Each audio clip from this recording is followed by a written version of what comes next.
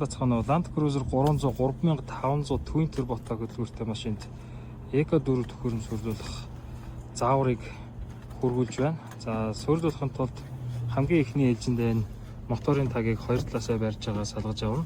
За танд бол хасхын автер хэрэгтэй. За энэ машины нөгөө задлахтаа бусад машинуудыг хоёр талдаа хавчдаг байвал энэ 300-уудынх бол энэ хасхын автер эвтийхэн хөшиж одоо тэр төвжийг нь тайлдаг байгаа. За тэгээд үндсэн банкнаас ирсэн түрүүп нь болохоор за энэ моторынхаа дээдлэлт ингээд үндсэн магистрал шугам байгаа. Заандаа ирээд холбогдсон байдаг. За энийг нь салгаад экосистемийн эм үзүүрийн шаланкыг энэ чинь ингэж өгүүлж өгнө гэж ойлгож байна. За түр ийш яж байгаа. За так гэд орж харагдаж байгааз.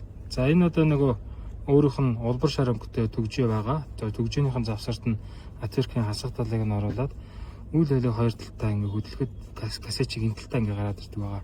За тэгээд air conditioning-ийн түрүүпний доогуур нь өөрийнх нь үндсэн шугамыг гаргаж өгöd одоо энэ бүдүүн цээж утсан дээрээ экосистемийг 3 газраас нь зэт таар бэхэлж өгнө. Баярлалаа.